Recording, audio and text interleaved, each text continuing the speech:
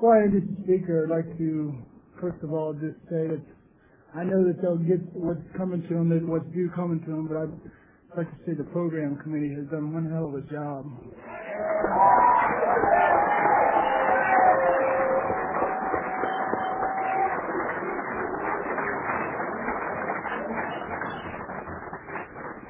And also, I'm grateful to be clean today. About 3 years ago, I guess, I think at Ripley, West Virginia, I got a chance to hear this gentleman share. And it's had a real impact. I don't know the man real good. I just heard his message. And it was a clear, strong message of Narcotics Anonymous, the steps and the traditions. I don't know what he's going to do tonight. I don't know what he's going to share with you. But I'm sure what it is, it'll be good. And, it's made an impact on what I have believed and learned about the steps. And he has a way about how he shares that has really touched me. I don't know, I've just listened to this tape over and over again, and I'll never get tired of it. I've given it to spontees, and in hopes that they would too learn some of the things that I've learned from him. And okay. Without further ado, I'll go ahead and introduce the speaker, Vito.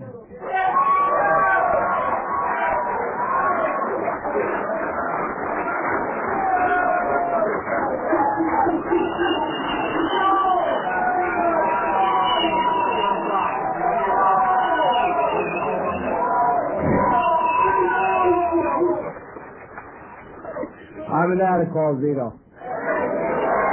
Hi, family. I'd like to thank the convention committee for giving me an opportunity to share here tonight. West Virginia has always been a good place for me. First time I've been down here in the lower panhandle, and I like the recovery, that I see. I'm not going to give you a drug-a-log because I stopped sharing my story quite a while ago. I really don't think it's necessary. The drugs that we use are all the same. We all have our own bottom. We have our pain, and I believe Narcotics Anonymous is about recovery and solution to all that, and that's what I want to share about is recovery. And what I have to share is strictly my experience, and everything that I share is not original. Everything that I share I've learned in the rooms and come from you. So there's not going to be original thought or anything that you're going to hear out of me. It's everything that I've learned from you and my experience of what I've learned from you. And I'm going to start, just to qualify very briefly, I started using in 1944. I'm from New York, and I stopped using in 1960. And that ended in a gutter in a place called Church Station in New Jersey. And at that time, I was suffering from both infectious and serum hepatitis. I didn't know what was wrong with me except I had turned yellow. I lost consciousness, and I was laying in a gutter, and they rushed me to a hospital. And while I was in that hospital for the first 30 days, they kept me in an isolation ward because I had the infectious hepatitis, which was contagious, and they had to separate me from other people. And during that time, one of the interns that was taking care of me had come up to me and he told me, he says, Vito, that you have some stash on you, and the man wants to talk to you, and he has to wait for you to get out of isolation. However, I want to offer you something that, you may be interested in. And being an addict, I'm always looking for a softer and easier way, and I listened to his proposition. He said, upstairs we have a place for people that have addiction problems.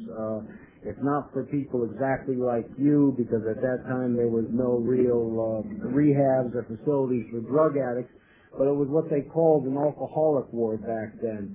And he says to me, if you're willing to sign yourself in there, even though it's not suffering from the same type of addiction you have, maybe the man might let you alone. And this was in the middle of February, and offering that to an addict when it's cold outside, I jumped at it.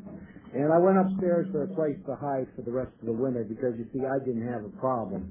I just felt that I abused drugs a little bit too much, but I didn't have a problem. And I didn't like the idea of being stuck with all these people that had problems because I figured they were weak, and they weren't like me. And I really looked down on those people because I believed they had a problem and I didn't. And when I got there, I wasn't very friendly, and I wasn't really interested in what was going on. But two things happened while I was in that facility that changed my life. The first thing that happened to me, I got very friendly with an old man, and I use that word very cautiously because that man is probably the age I am today. But back then, he looked real old. And, I looked at this man like, you ever meet these people, you can sit down, you can rap with them, and they know everything there is about everything, and you're just comfortable with them? And I looked up to him like a father figure or something along those lines. And, I looked up to him and I just gravitated towards him. The other thing that came in, this fellowship, and it wasn't this fellowship here, another fellowship was bringing meetings in. And, of course, those people had the problem, and I didn't. But what I liked about those people, they would get up there and they would talk and they handle themselves in a way that I always wished I could have. But I never could because, you see, on the outside I'd be Mr. Cool, and on the inside I felt like a piece of shit all the time. But God forbid you find that out. But I liked the way they handled themselves, and they looked like they really were what they were acting like. But, of course, I didn't have a problem. And one day this fella that I got very friendly to was being discharged. And back then in these type places, you had to dress in hospital garb. And he had to go into the back room to get his street clothes. And when he came out, he was dressed as a Skid Row bum. And that sort of shattered me. And that was the first time that I was able to correlate the fact that I wasn't much different than him. When they had brought me in, I had probably lived in the streets about 6 or 7 months. My hair was matted. I had holes in my shoes. I probably hadn't slept in the bed in at least 6 months. And I realized that I was no different than this man. My only difference between me and him was our drug of choice was different. So I began to listen to these people when they brought the message in. And, I began to identify at a level of feelings, and I could relate to a lot what they had to say. And when it was time for me to leave that place, I was still homeless, but these people gave me a meeting list, and they told me that I should go to meetings. And when I got out, I had no place to go but these meetings. But when I showed up, something happened to me that happened to me all my life. They told me I was different.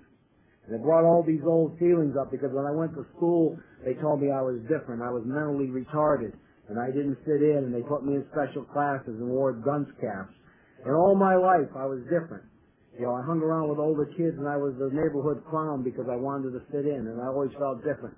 And I walked into this meeting, and they told me I didn't have the kind of problem they had. I was different. My disease was one that was moral and social, and I didn't belong there, and they asked me to leave, and they physically escorted me out. They told me people like me just don't get better. But they went to that meeting list, and they circled these meetings that were open, and they were big speaker meetings, and they told me I was welcome there, but chances were it wouldn't do me any good because people like me just never get better. We just die. And I immediately copped the resentment. And it's probably the only resentment that ever worked on my side because they told me I couldn't get better and not to come back, and I kept coming back. And these meetings were huge, and I never had any problem getting a seat.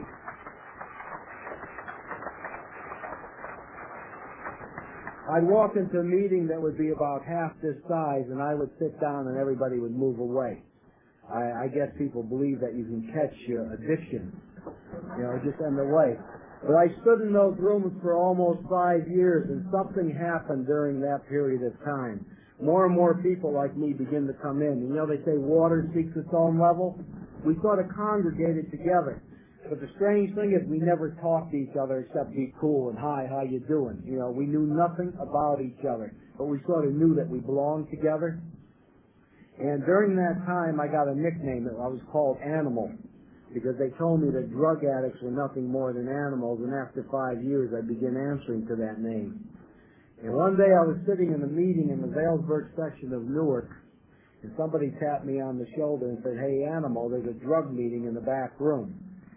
Now, I had no idea what a drug meeting was, but it certainly felt like something I should look into after sitting there for 5 years and not opening my mouth.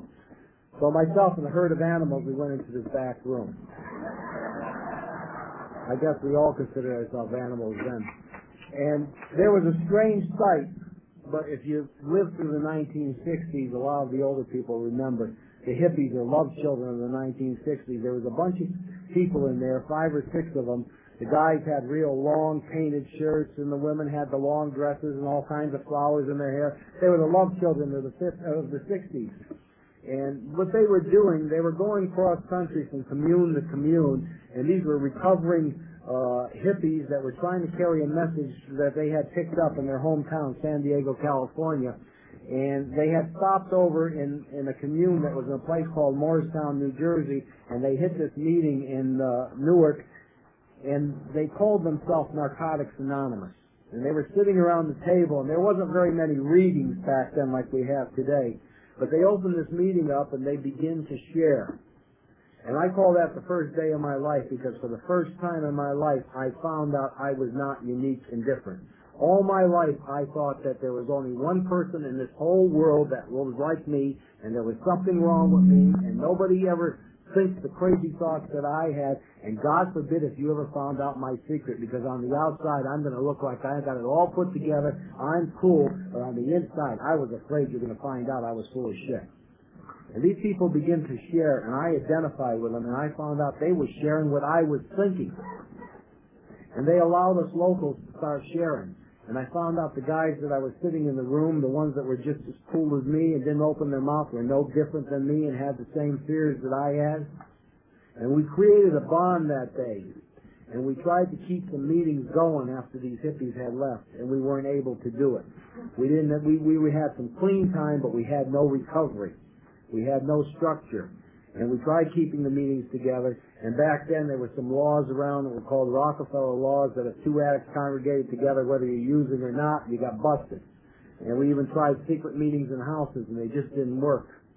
But I kept in contact with one of these hippies who had gone back to San Diego, and he asked me to come out and join him. And when I went out to San Diego, I figured I'd have a lot of this Narcotics Anonymous, because I really identified, and there was only 2 meetings in the city of San Diego at that time. But the people who went to those meetings stuck together like glue. And they had to go to other places for their recovery. But after that, they would go to restaurants and diners, and they would talk Narcotics Anonymous. And I finally asked this one man to sponsor me, who was one of those hippies, because I had been in the program of recovery for over 5 years, and I had not worked any steps, and I had not had a sponsor, and I had a do-it-yourself type program, which just simply meant stay clean, because those people told me I couldn't stay clean. The first thing this man had said to me, he said, "Vito, where are you with the steps?" I said, "I work them all. I hear them read at meetings all the time." And he just looked at me with that dumb look, and he said, "Wrong." And that's when he told me that my disease was right between my ears. You know, because he said to me, he said, "Vito, what's the first step?" And I said, "I'm powerless over drugs, and my life will become unmanageable." And he looked at me and he said, "Wrong, show me the word drugs." And I picked up a piece of paper and I read, "We're powerless over our addiction, and our life had become unmanageable." And he said, "Where's the word drugs?" I said, "Addiction, drugs, same thing." And he just laughed at me. He says, "That funny little thing between your ears is what addiction's all about. The disease of attitudes, of personality, a negative outlook on life." And what he did, he put it all on me, and I looked at him and I said, "You mean I'm the problem?" He says, "You got it." What he did, he closed my back door, because, you know, as an addict, I always wanted the back door. But it began to make sense, you see, because I had over 5 years of abstinence, but I was no better than the day I walked in. I still waited for people to relapse so I could roll them. I mean, that's being pretty sick. And I really had to take a look at that. My problem was me, you see, because I had 5 years, and I white-knuckled it every day. Every day I wanted to use, and something was wrong. And I really had to take a look at that. And I did admit that I was the problem. And that's when he told me, he says, "Vito, stop putting all kinds of labels on me." Because back then, I used to be a cross-addicted, drug addict, alcoholic, dope fiend junkie. I figured the more labels I had, the badder I was. And that's when he told me, keep it simple. Identify as an addict only, because it covers everything. And I do that to this day. You see, because if I'm a drug addict and I'm an alcoholic, I'm sort of insinuating I have 2 diseases. and I'm putting the focus on the chemical and rather than on the disease, and I am the disease. So I identify as addict only.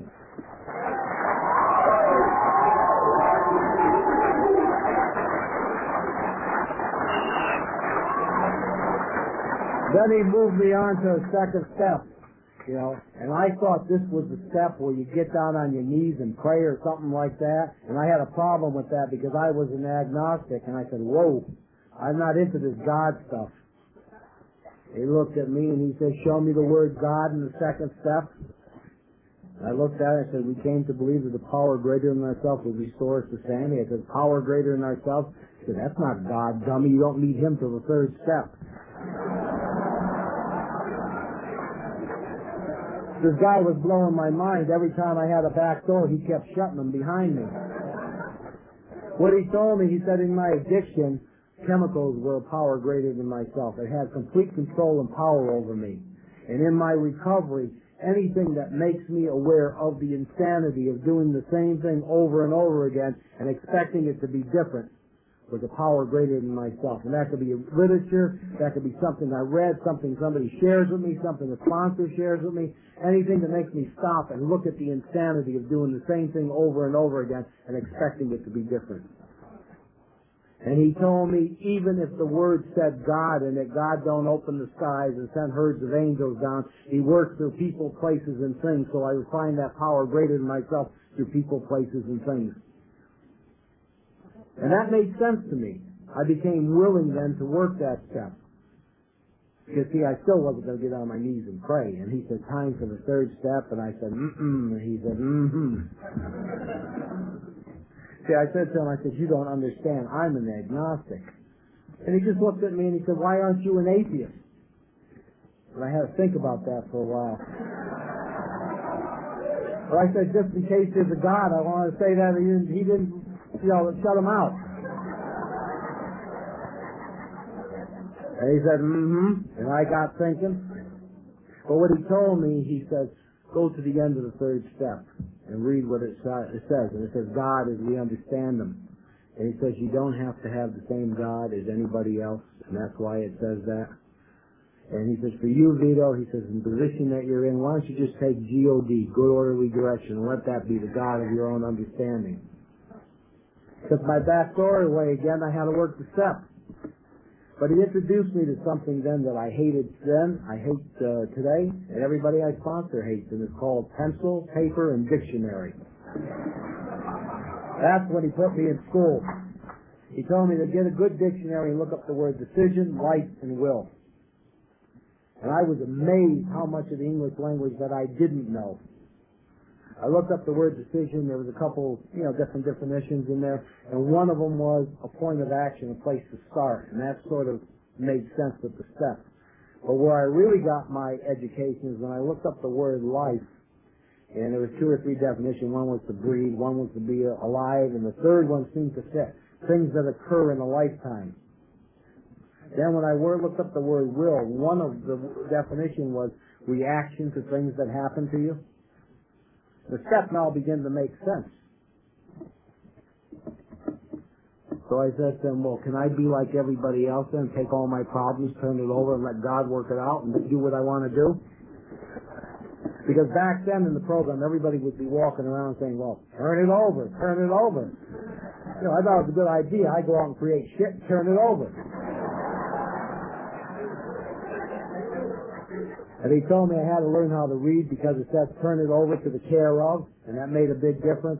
It's like you got a couple kids and you're going out on Saturday night. You turn the kids over to the care of God. To the care of the babysitter. You don't turn them over to the babysitter. You come back in the evening and take the kids back. And what I was to do was to take my life and my will and turn it over to the care of God as I understood them. And about that same time, he was in the whole thing about, Vito, don't you think it's about time you got to work, or you got a job, stop hustling 9-ball and robbing people? You're supposed to be about steps. And I was working the third step, so I had the answer for him. When it's God's will for me to get a job, he'll give me a sign. So he had to close that back door. He says, Vito, he said, God's will for you today, tomorrow, and 100 years from now is to be as mature and responsible as you can from where you are in your recovery, and the results will be as mature and responsible as they possibly can from where you are in your recovery. I said, huh? You should get a job. Well, I was starting to get better. The obsession to use was leaving, and I did not want to pick up at that time. And I went and I got a job. And I didn't like what I was doing. I was washing dishes for a living, and it was better getting a welfare check. But I did want to get better, and I started to take direction. You see, now I had these first 3 steps, and they were beginning to work in my life, and I wanted to be like the elite in the program, because these people that would come to meetings and share, I'm working the 4th step, they sound like, well, they were really into their recovery, and I wanted to be like them. So I said to my sponsor, I've worked the first 3 steps, put me on the 4th step, and he says, wrong, learn to live the first 3 steps. And this went on for quite a while. I would bug him almost on a daily basis, well, I want to do my 4th step. He says, you got to learn to internalize the first 3 steps. They're the foundation. They're the key to the program. And, of course, being an addict, I didn't want to work the steps for 5 years, and all of a sudden I wanted to go boom right through them. So I kept bugging him. So finally he gave me permission to do the 4th step. 24 hours later, I was done with it. He just looked at me, shook his head. He said, there's a Catholic church down around the corner if you want to go to confession. So what we want, Vito, he said, we want your history. We want the things that you had put into it. He said, but what I want you to do is to go back and write about that history, how you felt when you were creating that history, and how you feel about that history today. And what that will do is tell me where you were and where you are today, so I'll know during the 5th step where you have to go. And I went back, and I took that history and I wrote to the best of my ability how I felt when that history was occurring, what my attitudes were, what my feelings were, why I did it. And then I wrote how I felt about those actions today.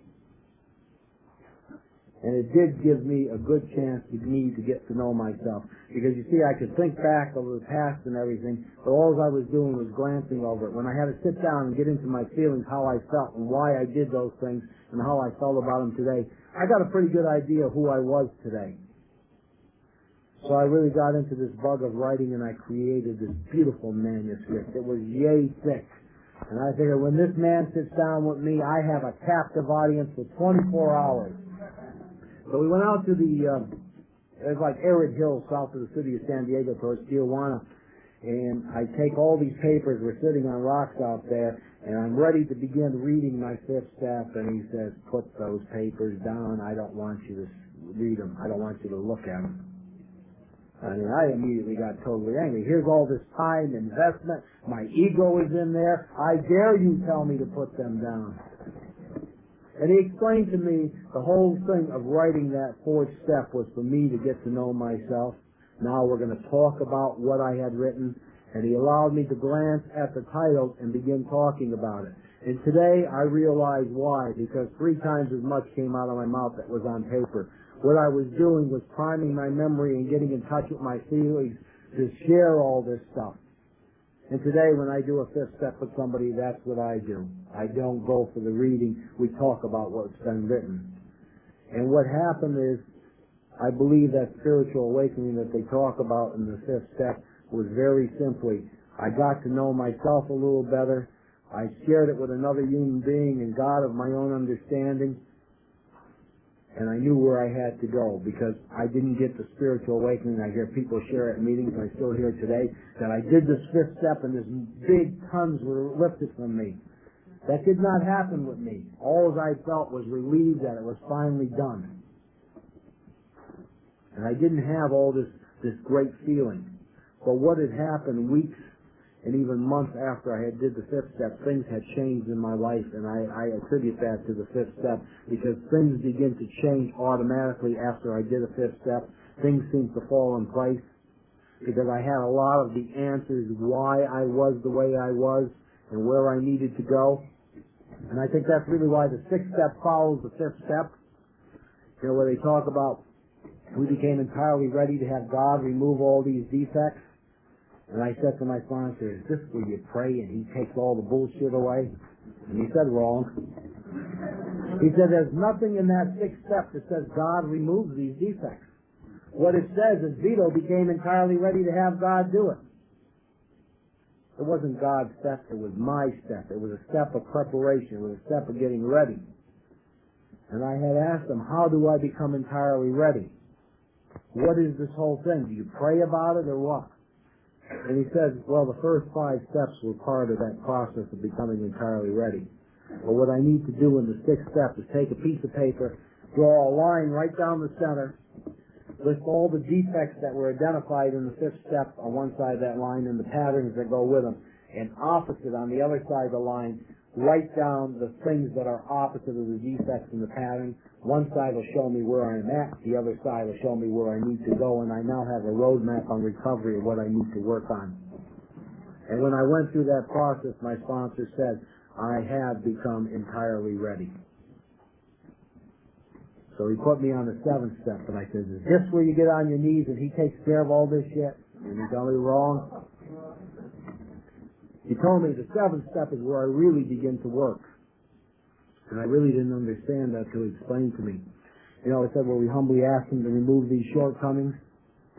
He told me part of the humility or becoming humble is to admit that I have the problem, that the shortcoming is on me. You see, he said, I'm not responsible for my defects. A defect is a defective personality. It's like my disease. It's part of my makeup. But he said the shortcoming is different than the defect. The shortcoming is the acting out of the defect. And he says, when I own up to my shortcomings, that they're on me, they're my reactions and nobody else's, because as addicts, you know, if we're in a relationship, it's her fault I lost my temper. Or my boss wasn't fair. I have a right to act out. But when I own my shortcomings for acting out, I have become humble. Because any addict who admits that he's wrong is becoming humble. And what he told me is the way God removes these defects, these shortcomings, is through spiritual principles. Because God only works, no matter what your concept is, through spiritual principles. And the way you have to do it is through the first 3 steps. And he explained to me, because see, at that time, one of my biggest shortcomings was violent jealousy. And he explained to me that it's very normal for a human being to become jealous. There is nothing wrong with it. But to act in a jealous way, there's something wrong. And what I had to do was go through a first step and admit I'm powerless over the feeling of jealousy. Own it. Don't deny it. Don't fight it. Accept that I feel jealous. And then he told me to go to a second step and see the insanity if I act out on that feeling that I had. Then he told me to go to a third step and take that feeling and turn it over to the care of God as I understood him, praying for the strength and the courage to do it different, and then go back to a second step and do it different. Tell me to go 1, 2, 3 and back to 2. And every time I did it, he removed just for that time. And that's how God removes my shortcomings, by owning up to the way I feel, admitting it, and working spiritual principles on them. And over a long period of time, that violent jealousy was removed from me. And that happened one day at a time by working that step to the best of my ability. And it took a long time. I did not work that step on it and instantly it was gone. It took a long time. Today I don't have that problem. I can feel jealous, and I can admit that I feel jealous and know the insanity if I act out on it and just turn those feelings over. I'm not insensitive to the feelings. The feelings have not gone. The defect has not gone. But I do not have to act out on that shortcoming if I choose. But if I choose not to work the steps on some of the shortcomings, they're back in my life as the same day as I walked into a program. And that happens. There are days that I work a program that amazes myself, and there's days my program is worse than somebody with 24 hours clean. And if my wife was here tonight, she can tell you. She shared at a convention last week in Utah. She was a spiritual speaker, and she explained how Vito goes into his pouting room when he's angry and closes the door. And that's what I do. If I don't work the steps, I get into my shit, I go in my little pouting room, as I call it, and I close the door, and, I stay in there till I get out of my shit. Because if I don't, I'm going to act out on it, because I'm not ready to let it go, and that's on me. The thing is, if I decided to work the steps on it, it'd be gone. But being an addict, sometimes I'm comfortable with my own pain. But if I keep coming back here, maybe someday a lot more of those shortcomings will disappear. But I realize that this is a lifetime program and we don't get cured from it.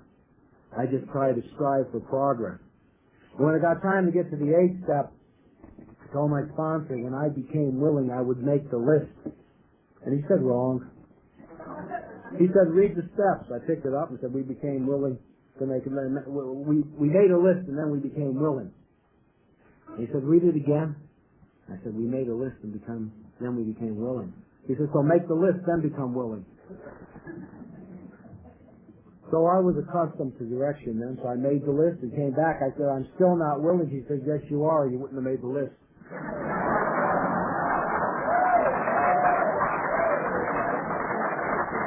And I guess he was right. And now I know why the 8th and 9th step is 8 and 9.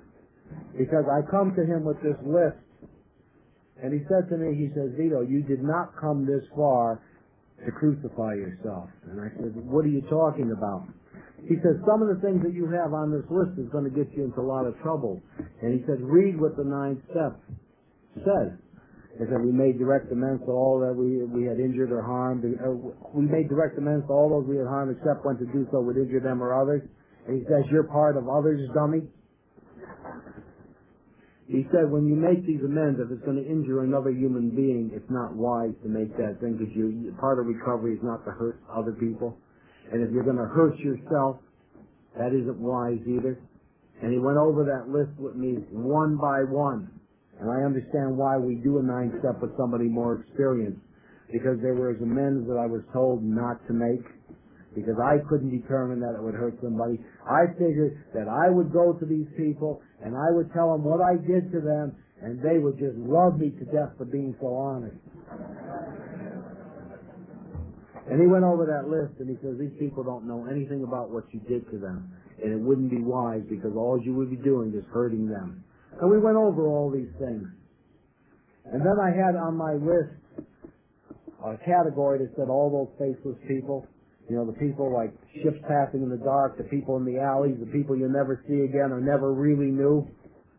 And he told me I just couldn't turn my back on them. Amends needed to be made. But he told me the way I make those amends is through my higher power. And if my higher power felt that I needed to make direct amends, he would put them in my life. And that has happened. People have come back into my life as much as 17 years later. And I didn't know who these people were, but I recognized what it was, and they recognized who I was. And I realized why it was kept out of my life that long, because at that point in my recovery, I could not handle making amends to them. I wasn't in that spot, and maybe they weren't in that spot. They may have killed me. But when my higher power felt that they were ready, they appeared. Because I didn't know even their names or who they were or where they would be. But I know when they pop back up in my life, it was the time. And it worked out well. And that's happened to me a few times. And I believe today we do step 9 at number 9, and the steps are done originally in a formal manner in that order, because there's a reason for it. When we got time to do the 10th step, where we said we continue to take personal inventory, except when we're wrong, promptly admitted, or something along those lines, I figured I had this one made because I could say thank you and I'm sorry just like that. And my sponsor looked at me and he says, Vito, you suffer from sorryitis. Never say you're sorry again. And I looked at him and I couldn't understand what he was saying.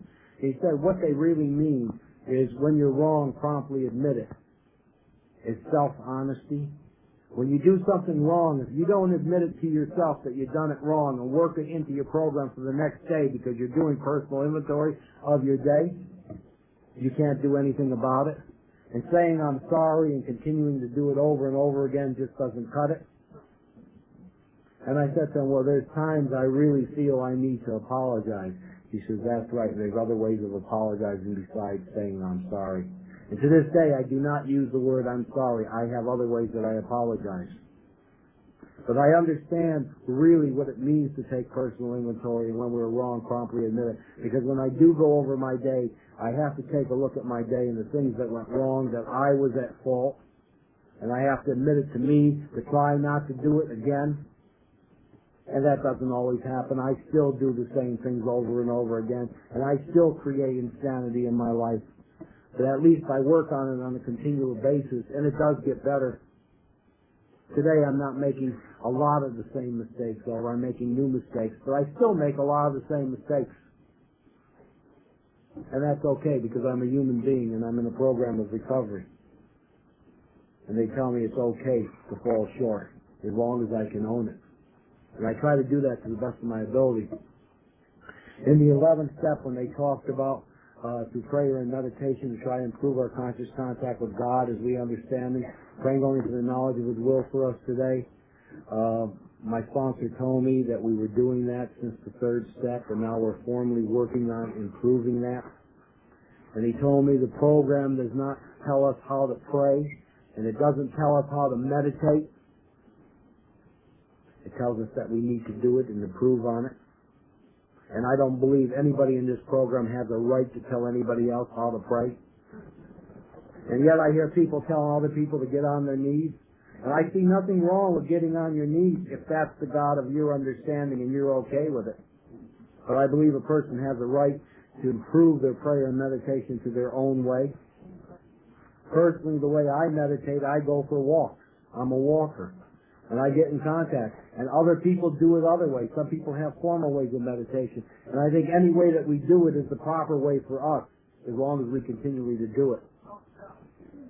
And I think praying only for the knowledge of His will for us and the power to carry that out comes automatically if we do that. I think as long as we're searching to improve that prayer and meditation, the knowledge of His will for us at that particular time is brought to us somehow. And I think the knowledge of His will for us changes as we change. Because what I'm capable of doing today, I may not have been capable of doing 5 years ago. And what I'm not capable of doing today, maybe 5 years from now I may be. And all I do is just keep coming back, and it gets better. And in the 12th step, where they say as a result of these steps, we had a spiritual awakening.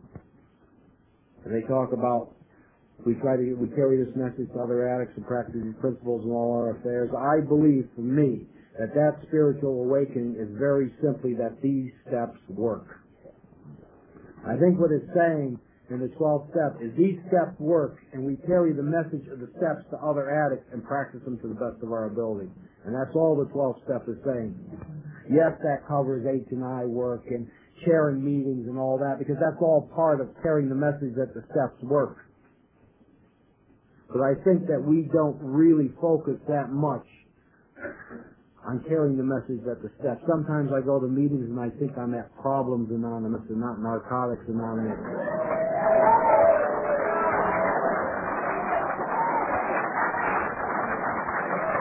And I think all of our literature tells us in plain English that all we do at meetings is carry the message of recovery through the 12 steps of Narcotics Anonymous.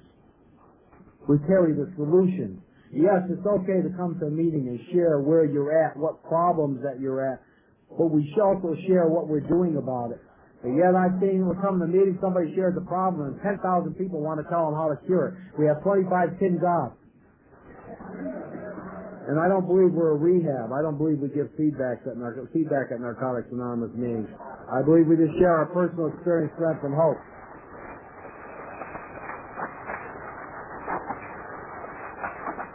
And I believe the steps are necessary for my own personal recovery and any addict's personal recovery. But I personally believe that if we're working the steps in our life, we're only working half a program. I believe we have another set of principles, and a lot of people say service junkies and NA politicians and all that. And I don't believe that. I believe that everybody who walks into the rooms of Narcotics Anonymous is a failure at relationships. We do not know how to have a relationship with another human being, let alone a male-female relationship. And I believe the 12 traditions teach us how to have relationships with other human beings. And they're written for the group because we learn how to have relationships in a group setting, but we take those spiritual principles of the traditions into our personal life. So they talk about in the first tradition, our common welfare should come first. Personal recovery depends on NA unity. Well, as far as our group is concerned, our common welfare is recovery from addiction, because that's the only thing we have in common. We come from different religions, different ethnic backgrounds, different races, different drugs of choice. Well, different completely, but the one common bond we all have in common is we suffer from the same disease, no matter what we use. And that's our common welfare, to get better from that disease. And you see, if we focus on that common welfare, then unity is a byproduct. And unity does not mean harmony. Again, not knowing the English language, when I looked it up, unity means to be united. And if we have a common welfare, we're united in that common welfare to get better from the disease. So we focus on similarities rather than differences. And that's another reason why we identify all inclusively as addicts, so that we'll all be the same, because we're there for the same reason. We're not there for the chemicals.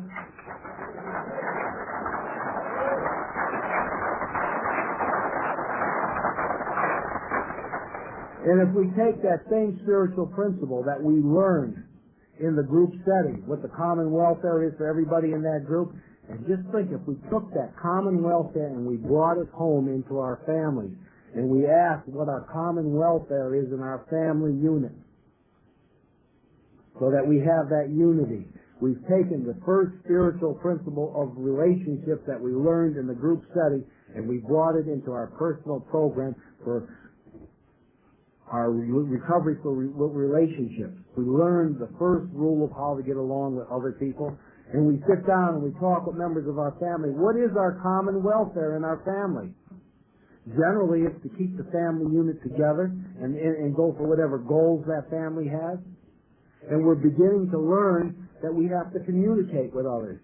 And if we take that same principle on our job, we'll find the common welfare among all the workers. And so it's no longer them and us. And we learned it in the group. And then the second tradition in the group setting, we learned there's but one ultimate authority, a loving God. If he may express himself in our group conscience, our leaders are but trusted servants. And that tells us what the ultimate authority is in our groups in Narcotics Anonymous. It's group conscience as is expressed, not group will. And I think the basic text clears that up, that there's a difference between group will or group opinion and group conscience. Group conscience is anything that the majority of the group decides on that's within the 12 traditions. And group opinion or group will is what the majority of the group wants when it's violating traditions. And there's a big difference. And God does not express the ultimate authority in group will. He does in group conscience.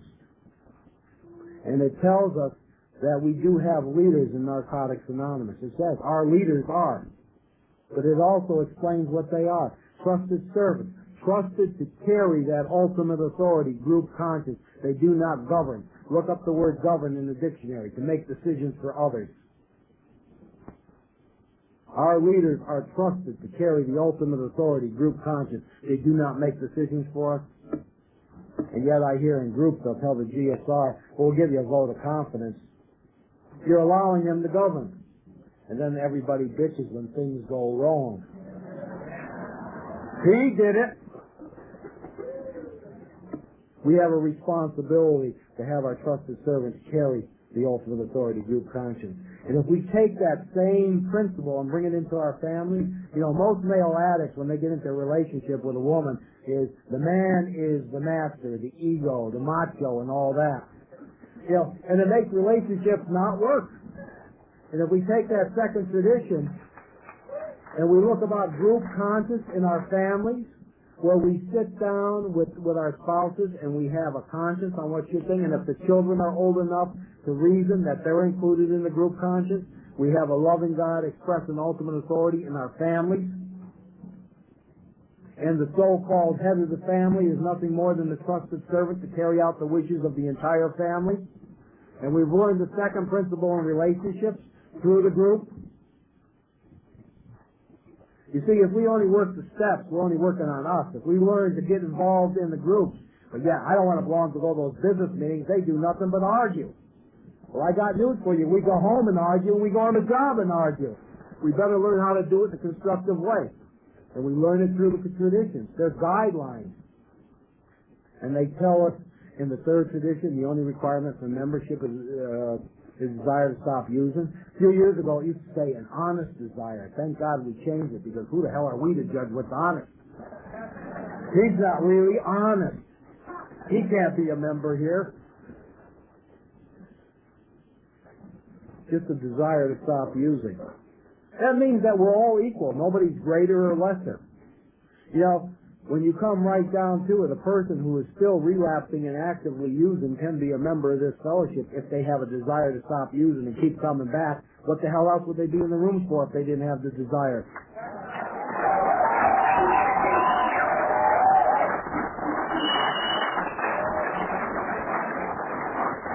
They may not be able to serve because we do have guidelines of what's required to speak or chair a meeting. They could be exempt from them because they don't have the clean time requirements. But they certainly can be a member if they have a desire to stop using and they keep coming back. And yet I see relapsers come back and people in the room say, what are you doing here? You don't really want it. Well, I'll tell you, if I relapse, it takes a hell of a lot of pride to get out of the way to walk back in those rooms. And if relapsers come back, I respect them.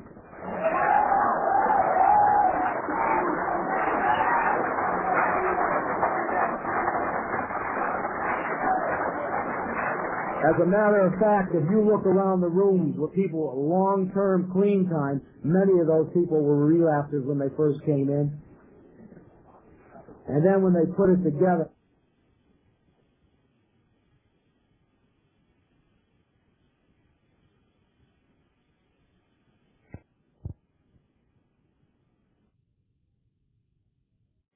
program we make up at the end. We learn to disagree eventually without just being disagreeable. And that don't happen right away, believe me. I mean, in my home group, they still tell me to sit down and shut my mouth and get my self-will out of the way. You see, I have a home group and I keep going back every month, and they know me well enough to tell me that. I become part of. If I didn't have a home group and participate, those people wouldn't know me well enough. And when I don't show up at my home group, and I don't say where I'm going to be if I have another commitment, I guarantee somebody knocks on my door and wants to know what's wrong. Or if I sit there with a long face, they say, what's wrong, Vito? Nothing. Get off that shit. See, these people know me better than anybody else because they're involved with me on a monthly basis at the business meeting. They know my good points and they know my bad points. And I really believe that if you don't have a home group, you're not a member of Narcotics Anonymous, you're a visitor.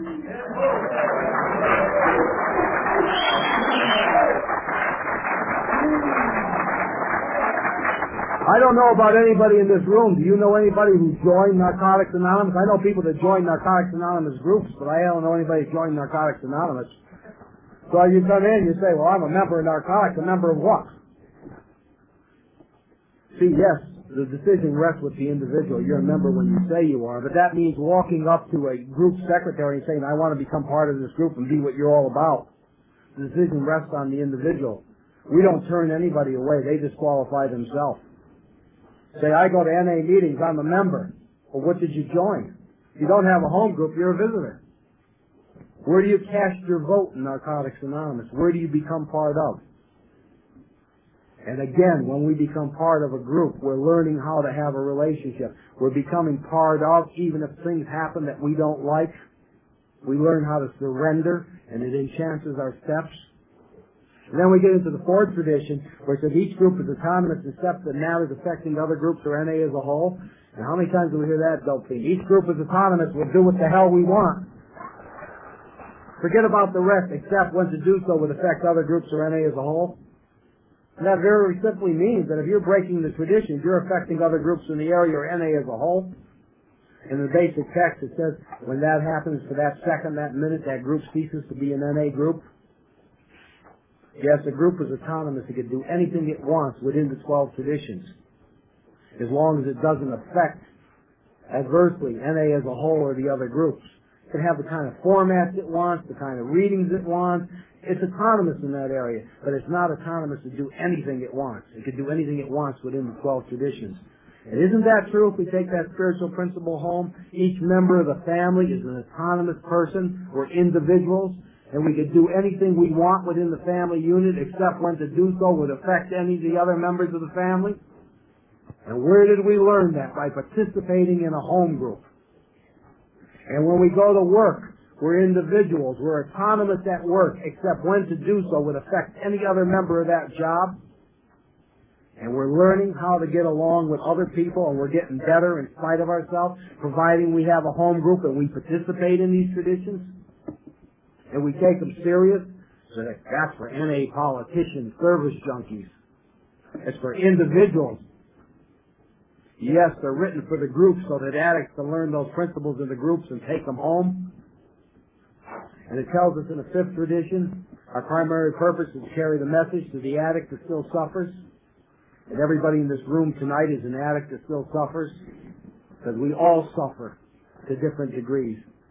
And our primary purpose as a home group member for the group is to make sure that that group has an atmosphere of recovery, not an atmosphere of problems, an atmosphere of recovery so that we can all get better together, that we have the meeting organized into the fact that there is a topic, if it's a topic meeting, not the leader of the meeting coming up and say, well, I haven't picked a topic for tonight, I only had a week to think about it. Anybody know what we're going to talk about? Spend 10 minutes on that.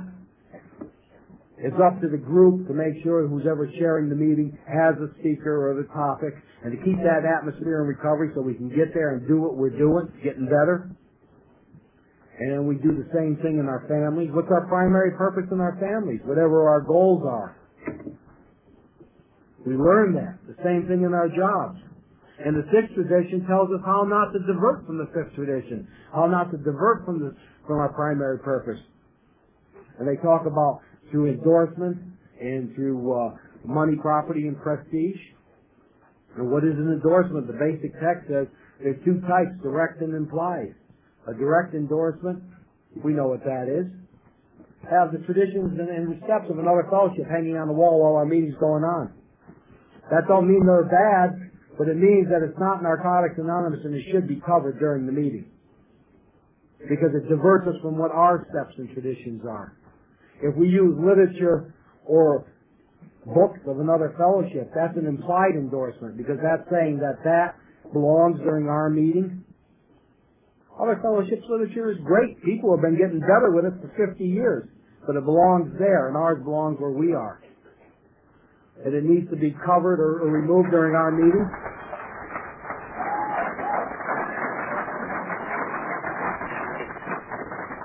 And it talks about, second from the last paragraph in the text, that we need not have speakers from other fellowships. And that's misunderstood. That does not mean if a person goes to 2 fellowships, they cannot speak in Narcotics Anonymous. What it simply means, if they speak in Narcotics Anonymous, they speak of their recovery through Narcotics Anonymous only. Because if they speak about their other recovery, what they're doing is giving an implied endorsement. Not that that's bad, but it doesn't belong here. And our message doesn't belong there.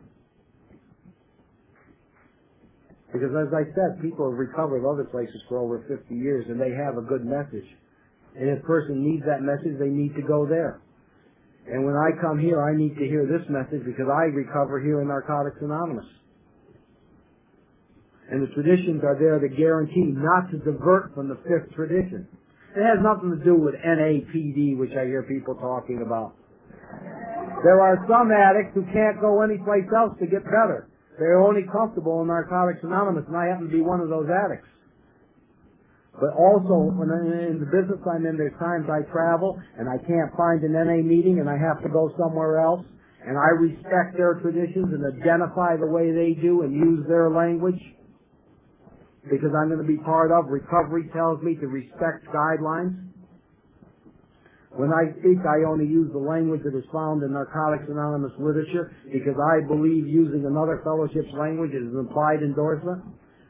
And I'll tell you how that came about because I was one of the hold-offs. I was around before the basic text And I grew up with the language of another fellowship, and I used the word sober and sobriety all the time. And when the NA language came out, I did not want to change. And I could not see why, because I said I got better under the old way. Why should I have to change? It wasn't that important. And one day a newcomer came up to me after an NA meeting, and he says, Vito, let's go over to the other fellowship. And I looked at him. I said, I don't go anyplace else but Narcotics Anonymous. And he looked at me and he says, Vito, you talk their talk. They must have the real deal. And I understand what they meant by implied endorsement, and I stopped using the language of another fellowship from that day on.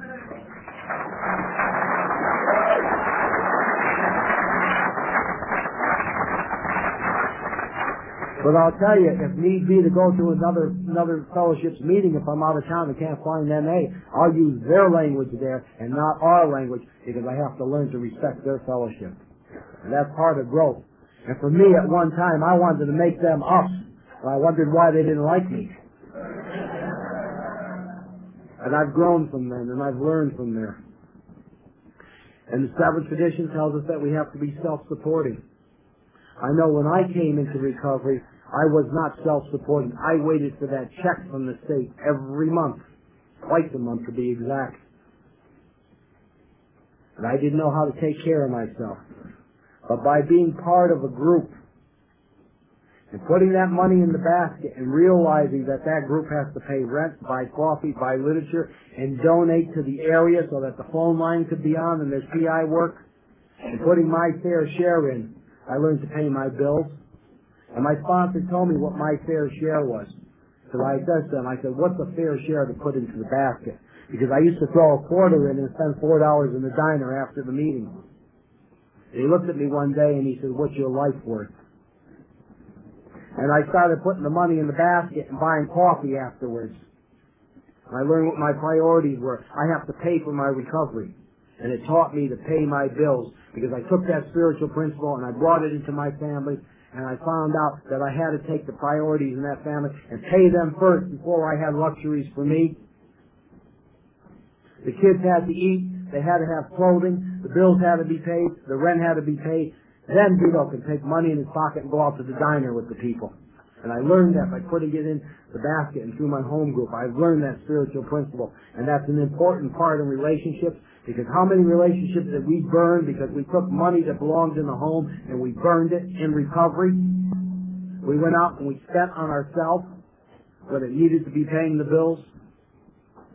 But when we learn our home group comes first, we learn our families come first.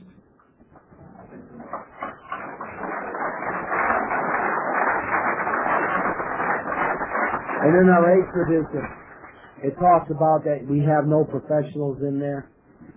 You know, but our service centers may employ special workers. You know, each and every one of us is a professional in the outside world, no matter what we do. But when we walk into Narcotics Anonymous, we're equal. None of us are any greater or lesser. Yeah, we have special workers to do special jobs. Service officers have office managers, clerks, telephone managers. World Service Office has coordinators. These are special workers to do work. But they're not professionals. They're just people being paid to do that. But in that meeting, we're all equal. It doesn't matter if we're rich or poor. Whether we're a counselor in a rehab or a lawyer or a doctor or a factory worker, we're all equal. And when we walk into our families and we find out we're all equal, she's not just a housewife and I'm the provider, we're equal. We learn a very important part of relationships. And if two people are working in the family, then we learn that we have to be equal there. We both have to share into whatever the duties of the house is. It's not one person's job, it's all of our jobs. And we learn that through that 8th tradition. And the 9th tradition, to me, is a lot like the 4th tradition. It gets dope fiend. It says NA as such ought never be organized except, NA as such ought never be organized, but we may create service boards or committees directly responsible to those they serve. What is NA as such? I believe NA as such is the recovery meeting, and that should never be organized. That's there to share our experience, strength, and hope through the 12 steps. That's NA as such, but NA as such may create service boards or committees directly responsible to those they serve. And the first committee or service board they create is the group steering committee, the GSR, the treasurer, secretary. And what they do is they create that so that they don't have to do that business during NA as such. Can you imagine stopping a recovery meeting and calling for group conscience? We can't organize that, but we set up the first level, the steering committee of the group. And those steering committees get together with other steering committees and set up the area who are responsible to those groups. And those areas get together and set up a region, and that region is responsible to the area who's responsible to the groups. The regions get together and set up the conference, and the conference is responsible to the regions who are to the areas, to the groups, to the addict. And therefore our highest level of service, as we call it, is directly responsible back to the addict, providing the addict has a home group and participates. So how many people don't even bother with the agenda report and they say, look what them guys did. Those guys didn't do nothing. We did it by either lack of knowledge or not participating. There's nothing that happens in Narcotics Anonymous that's self-willed, even though people think they do. Say those people in California are self-willing stuff, and that's not true. Our lack of involvement allows things to happen. Nobody self-wills. And if we don't participate, don't bitch. That's simple. You see, all those boards are accountable to us if we are accountable and participate. And doesn't that teach us to take that spiritual principle and bring it into our homes? Sure, we could set up one person to pay the bills and another person to do these chores. These are all sort of committees that we're doing within the home. But they're accountable to everybody in that family. The person that pays the bills, just because they pay the bills doesn't mean they're not accountable to the other members of that family. We learned that through the 9th tradition. And we have that equality in our homes, which becomes another spiritual principle in relationships we learn in the home group through the traditions. And our 10th tradition tells us we have no opinion on outside issues. Hence the NA name ought never be drawn into controversy. And that's true. We don't have any opinions with what the DA is doing or the task force on drugs or what a rehab's doing or what another fellowship's doing. We could give a damn what they're doing. They're outside issues. The way they identify in a rehab, that's their business. The way they identify in another fellowship, that's their business. When it comes into our rooms, then that's an inside issue. That's not an outside issue. But what they're doing is there. Can you imagine going into a rehab and telling them how to run their program? That's their business. It's an outside issue. But at the same token, when those rehab people come to our meeting, that's an inside issue. We do have an opinion. And yet I've seen that dope fiend. We don't really give a damn what anybody does outside the rooms of Narcotics Anonymous. That is an outside issue. We don't need to get involved in that. The only thing we're concerned about is what goes on in here. And that only happens if we participate. And isn't that true in our families? If we would concentrate on what our family's doing and not what the other families are doing. Look what the Smiths are doing. They're real sick over there. That's an outside issue. We need to concentrate what's going on in our homes. And we learn to have relationships with one another. And we've learned that through our home group in Narcotics Anonymous. And I think the 11th tradition, I think the basic text says that the best. It says CPI manual. Because as addicts, we're not qualified dealing with the public. You know, we've tried it and we've goofed up things. We have people in public information that are specialized in that. I think the best thing for me is to be the best addict as I possibly could, and that's the best PI work that I can do. It tells us what our public relation policy is based on attraction rather than promotion. That we must maintain personal anonymity at the level of press, radio, and film. And that's the only place where it talks about personal anonymity in the traditions, is at the level of press, radio, and films. And we're not qualified to do that, and that's why we have public information. We just do the best we can as individuals and live the best life that we can. And that's a lot of attraction if we're working a program. And I think the 12th tradition is like the 12th step. It sums everything up that we've talked about. It says anonymity is the spiritual foundation of all of our traditions, ever reminding us to place principles before personalities. Well, when they talk about anonymity being the spiritual foundation, that happened in the first tradition. You see, when we focused on our common welfare, getting better from the disease of addiction, we just created anonymity. We're all the same. And when it says that's the spiritual foundation of all of our principles, well, what does Webster say that anonymity is? state of bearing no name. So that simply means that when a person walks into a meeting, they're not male, they're not female, they're not white, black, or red, they're not rich, they're not poor, they're just addicts.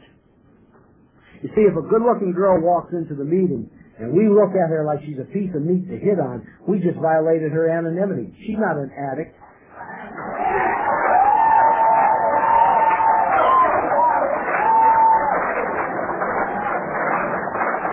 Number one, she can't get better. She can't get better, and we can't get better. Because the whole meeting, we're looking at that newcomer we're going to hit on before she gets too well to know what's going on. Or if the rich guy comes in and he pulls up in his BMW or Mercedes and we focus on him as being the rich guy, that makes him different. See, if we focus on anonymity, we're all the same, nothing more than addicts, and that's another reason why we identify as addicts only. Then we can all get better together. And if we focus on the principle of getting better, then the personality doesn't even get in it. And it'll always be principles before personalities automatically, if we practice that anonymity. That's why when I identify, I say I'm an addict called Vito, because I place the principle of me being an addict before my personality to remind me that that 12th tradition is a vital part of my life. You see, when I take that into my home and allow that anonymity to come between me and my wife and other members of the family, and we're all equal, it's not master and slave.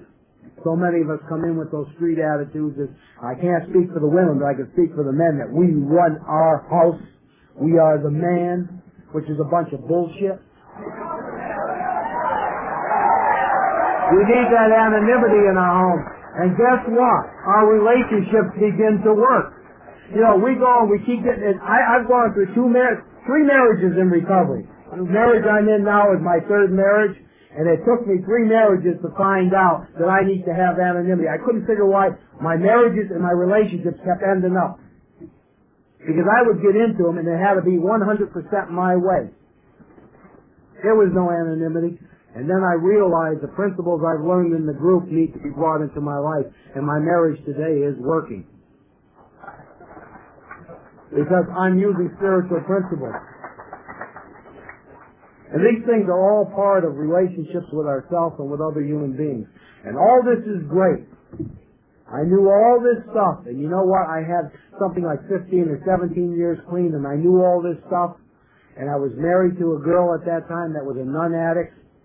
And she used to say to me all the time, "Why do you go to those meetings?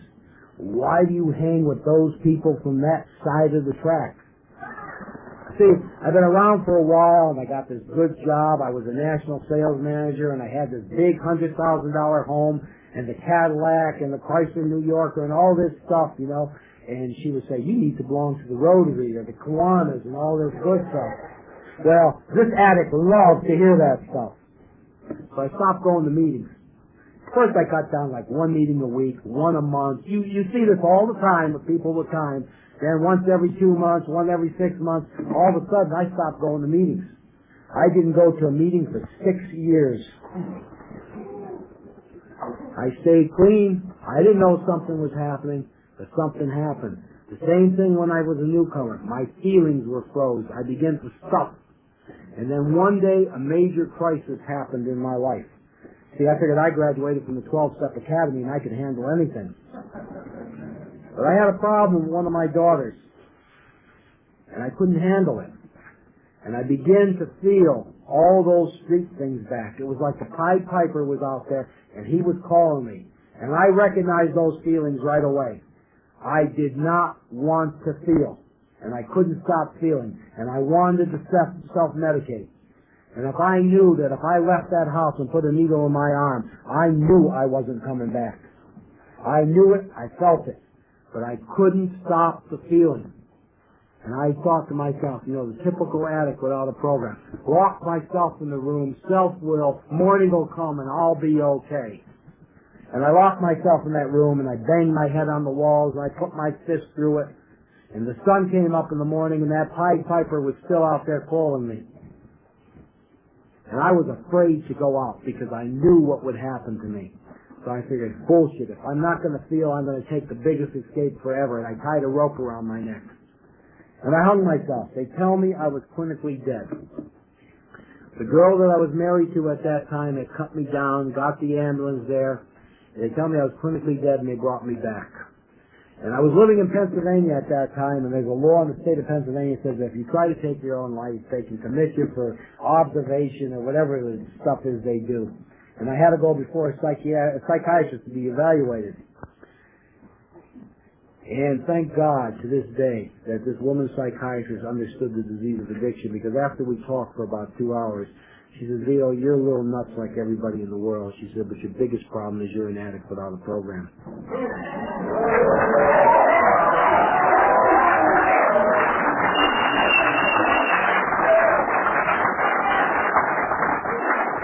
And she told me that she wouldn't commit me providing that I would promise to get myself to a meeting. And I not only went to a meeting, I ran to get there. My first sponsor had told me something once: when you're green, you're growing; when you're right, you begin to rot. And I understand I begin to rot. I got right. See, the first time around, I didn't get involved that much in service. That was for other people to do. I didn't give nothing away I took. I was what I call an NAC, and we have plenty of them around. They come and take and take and take, and then they don't give anything back and they disappear. And I was an NAC. And this time I was going to make it different. I was going to stay green, and I got involved in service. I got involved with the home group that I have today, and I've had the same home group since 1978. I got involved in my area. I'm involved in my region, because I need to do that. I go to 4 meetings a week, and people have said to me, Vito, with the amount of time that you have, why do you go to 4 meetings a week? I think you're hiding in meetings. And I look them right in the eye, and I say, I go to meetings because I want to learn how to live on life's terms. I have people working for me. I have a lot of money that goes through my hands through the company that I work through, and I have a big budget. And I do live life on life's terms, and I'm not hiding. But I come into the rooms to recharge my battery, to learn how to live with my weaknesses, because I have them. I'm an addict. I want to run when things get real bad. And instead of running, I come into the rooms and explain how I'm feeling. And I hear my own answers come out of my own mouth. But I just needed to sound it. And I learn how to do those things by participating in my home group. I'm involved in my region. The area I belong to belongs to the greater Philadelphia region, and I feel it's one of the better regions in the country. Because we practice traditions there. We learn to disagree without being disagreeable. We argue, we fight, we throw things. Thank you. But we hug, and we get things done. In our area, I feel the same way. There's a lot of times, most of the meetings in the area I belong to, I started, because when I moved to that town, there was only 1 meeting, my home group. And I'm like every other addict. I didn't want to give up control. I wanted to be a member of every home group in there. We only have 1 home group. And they learned to tell me to get the hell out of their business meetings. I don't belong there. And we have an ASR that keeps me on my toes, because he calls me on my shit all the time. But you see, that's the stuff that keeps me green. And that's the stuff that keeps me getting better. See, when I used to think I was getting better, I was getting sicker. Today I realize that I'm sick forever. But it can be arrested, and I can get better on a daily basis if I keep coming back, because you people are the reason I get better. Thanks for letting me share. I love you.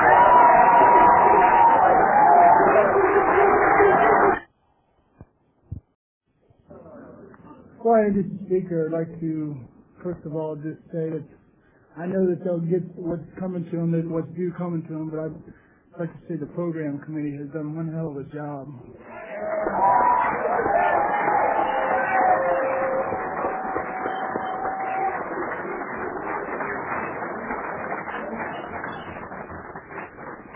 And also, I'm grateful to be clean today. About 3 years ago, I guess, I think at Ripley, West Virginia, I got a chance to hear this gentleman share. And it's had a real impact. I don't know the man real good. I just heard his message. And it was a clear, strong message of Narcotics Anonymous, the steps and the traditions. I don't know what he's going to do tonight. I don't know what he's going to share with you. But I'm sure what it is, it'll be good. And, it's made an impact on what I have believed and learned about the steps. And he has a way about how he shares that has really touched me. I don't know, I've just listened to this tape over and over again, and I'll never get tired of it. I've given it to sponsees, and in hopes that they would too learn some of the things that I've learned from him. And okay. Without further ado, I'll go ahead and introduce the speaker, Vito.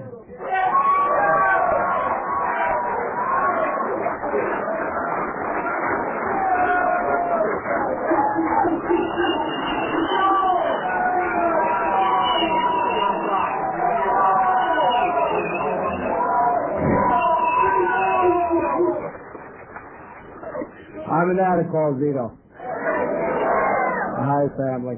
I'd like to thank the convention committee for giving me an opportunity to share here tonight. West Virginia has always been a good place for me. First time I've been down here in the lower panhandle, and I like the recovery, that I see. I'm not going to give you a drug-a-log because I stopped sharing my story quite a while ago. I really don't think it's necessary. The drugs that we use are all the same. We all have our own bottom. We have our pain, and I believe Narcotics Anonymous is about recovery and solution to all that, and that's what I want to share about is recovery. And what I have to share is strictly my experience, and everything that I share is not original. Everything that I share I've learned in the rooms and come from you. So there's not going to be original thought or anything that you're going to hear out of me. It's everything that I've learned from you and my experience of what I've learned from you. And I'm going to start, just to qualify very briefly, I started using in 1944. I'm from New York, and I stopped using in 1960. And that ended in a gutter in a place called Church Station in New Jersey. And at that time, I was suffering from both infectious and serum hepatitis. I didn't know what was wrong with me except I had turned yellow. I lost consciousness, and I was laying in the gutter, and they rushed me to a hospital. And while I was in that hospital for the first 30 days, they kept me in an isolation ward because I had the infectious hepatitis, which was contagious, and they had to separate me from other people.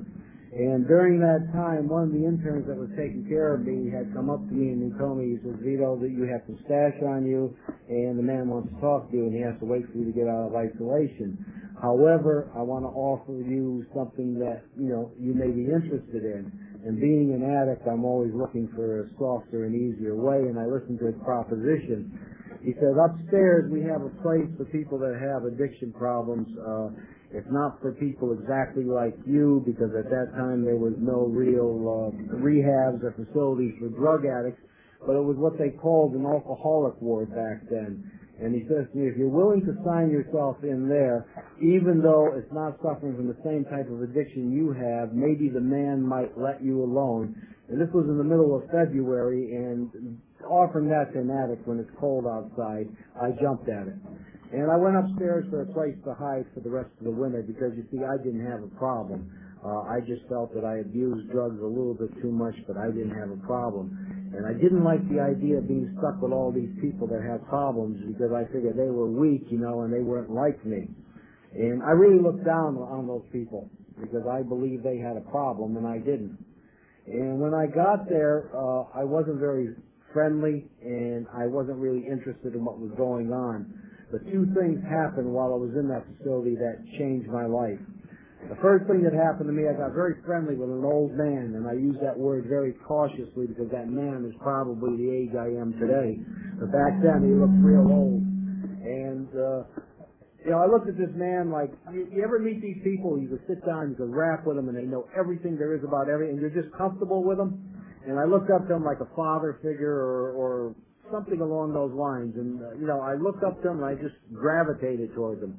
The other thing that came in, this fellowship, and it wasn't this fellowship here, another fellowship was bringing meetings in.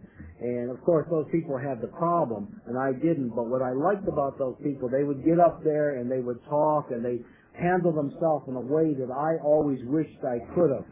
but I never could because, you see, on the outside I'd be Mr. Cool, and on the inside I felt like a piece of shit all the time. But God forbid you find that out. But I liked the way they handled themselves, and they looked like they really were what they were acting like. But of course I didn't have a problem. And one day this fella that I got very friendly to was being discharged. And back then in these type places, you had to dress in hospital garb. And he had to go into the back room to get his street clothes. And when he came out, he was dressed as a Skid Row bum. And that sort of shattered me. And that was the first time that I was able to correlate the fact that I wasn't much different than him. When they had brought me in, I had probably lived in the streets about 6 or 7 months. My hair was matted. I had holes in my shoes. I probably hadn't slept in the bed in at least 6 months. And I realized that I was no different than this man. My only difference between me and him was our drug of choice was different. So I began to listen to these people when they brought the message in. And, you know, I began to identify at a level of feelings, and I could relate to a lot what they had to say. And when it was time for me to leave that place, I was still homeless, but these people